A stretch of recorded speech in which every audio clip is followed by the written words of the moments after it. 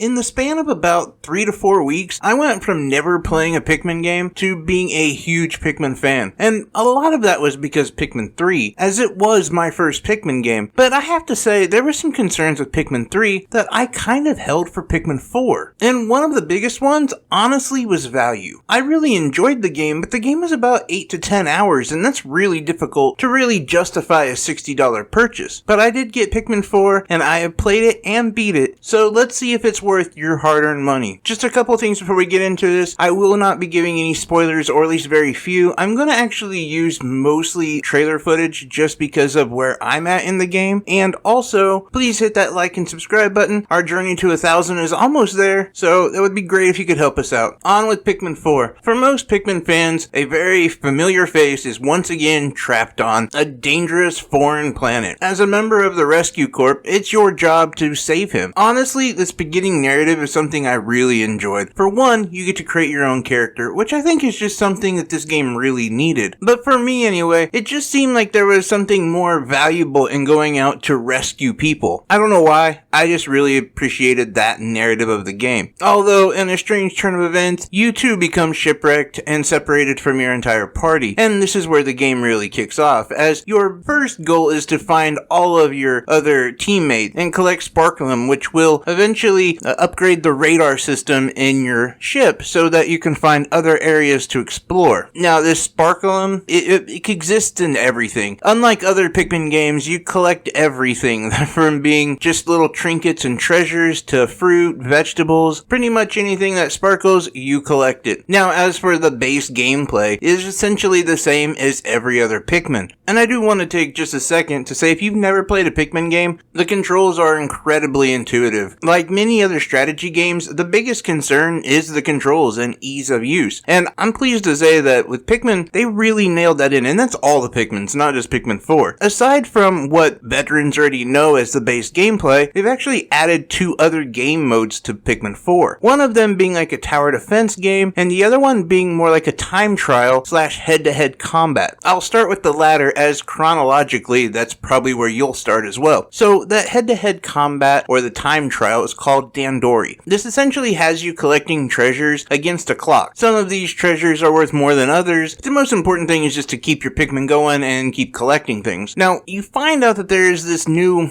and I gotta say, creepy aspect of the game where some of the people who you find are actually castaways and not part of your team. But you can't tell who they are because they've been turned into like this leafling kind of creature by this other leafling creature. And this is where the Dandori takes place, as once you're able to beat the clock, your reward is your new leafling buddy. Now, there is a big concern about how to heal them. Well, at some point you do find a scientist who lets you guys know about night collecting and night exploring. See, at night, you're able to actually collect the sap, and this sap will essentially heal the leafling effect. And this and there lies another game mode. This is more like a tower defense mode, as you're given glow Pikmin, and you're essentially protecting their little hovel, where this sap, this special healing salve, is being created. And during this process, you are yet again up against the clock. But you're not asked to be collecting treasures or anything of that nature. No, you are to protect this base from different crazed enemies as they come charging to you until pretty much the clock runs out and daylight comes. But probably the biggest difference in this game is who the main character is. A dog named Ochi. He is without a doubt the star of the game, and not just a good boy, he is the best boy, and he does so many things for you to help you out, and even lets you ride on him. Over time, he can get a bunch of upgrades that allow you to go places that you wouldn't have been able to. For instance, one of the biggest ones is when he learns how to swim, and you're then able to cross bodies of water with you and your Pikmin safely on his back. Now, not only that, but in a pinch, he can charge at enemies, or charge through doors. There's just so many things that I can't say would be impossible in this game without Ochi, and how fantastic this character is. Not only that though, he provided a much needed friend in this kind of solitary game. When you think about the other 3, you're just alone with these weird Pikmin creatures. Yes, they're adorable and pretty cool, but they don't have much of an attitude or a personality. Ochi, on the other hand, that's your boy. He's got charisma popping through the screen. Of course, there are also new Pikmin to get. The biggest one that I think most people have already seen is the frozen Pikmin, and they are incredibly absolutely insurmountable in this game. I can't explain exactly how many times they've actually helped you out, and the biggest thing that you see is them turning the water into ice, and yeah, that matters, but not as much as turning enemies into ice. That, my friend, becomes OP,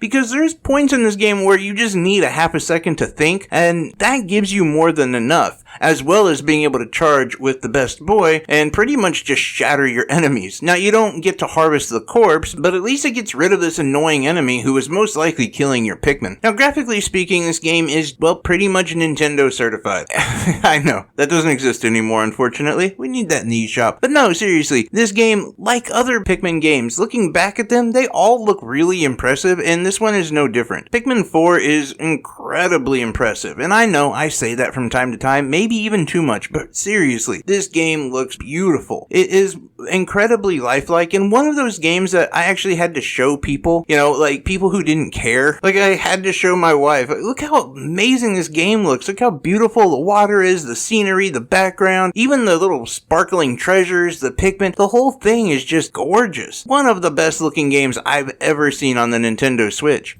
And honestly, that rings true for Pikmin quality. All of their games look really, really good, control really well. It's a series that I think just has been slept on because of where it came out. Most of the games came out on really unpopular consoles, and as we're seeing, Pikmin 4 is now the best-selling Pikmin game in Pikmin history. Well, yeah, surprise, surprise, it's on the Nintendo Switch. Just like with Kirby, Metroid, a lot of Nintendo's IPs, once they're released on really popular consoles, they will sell, and they will sell well. I personally think Pikmin is on the rise and going to be one of the most recognizable Nintendo IPs that we've seen. Up there with, well, the other ones, to be honest. And let's be fair, Pikmin has never been that recognizable. But now that more people are playing it and experiencing just how fun, quaint, charming, and at times, yes, even scary this game is, you can understand just how much this game offers your average consumer. But as I said before, my biggest concern has been value. Pikmin 3, as I said, is anywhere from 8 to 12 hours, and it's $60, which is a big asking price for a pretty short, small game, especially right now. But let me assuage any fears that you have, because there is so much content in this game. Like, it was the one thing that really shocked me. Yes, I knew the gameplay was going to be good, the graphics were going to be awesome, the characters were going to be interesting and entertaining, but the thing that surprised me the most was just how much this game has to offer. I mean, aside from the different modes, and yes, there's, all three of them are really fun, honestly. They didn't phone any of them in, but even more than that, let me just say, without giving any spoilers, there is an incredible amount of post-game material. I mean, honestly, I'm shocked that Nintendo didn't hold this content back for DLC. That's how much extra material there really is. I beat the game at about 20 hours or so, and it felt like 200% it, or to get through all the post-game material, it took far more than that. In fact, I'm still working on it. And this isn't just going back over things you've already done, collecting things you've already seen. No, it's actual new areas to explore. It's a new storyline in general. It's an anomaly when any video game company gives you that much extra content, but for Nintendo to do it, that's unheard of. Usually, even with the sports games, especially the sports games, they hold all of that back until these games have been released for a while, and then they try to cash in on the DLC. But not with Pikmin 4. They added so much to this game. I was really, really surprised, and in fact, I'm usually a little bit harsh on value, especially with $60 games, but this one, I have to say, it gets a really high score, in my opinion, as far as value. So if I was gonna give this game a number score, I would give it a 9.3 out of 10. Yes, it's a 93%. That's how much I really like this game, and honestly, I'm a little sad that, well, now I don't have any Pikmin to play. I beat them all. What do you do? Anyway, I appreciate each and every one of you guys. Thank you so much for checking out this review, and thank you guys just for being here on the channel with me. You guys are amazing. You help me get through every single day, and I hope I help you too. Anyway, take care, y'all. Love you.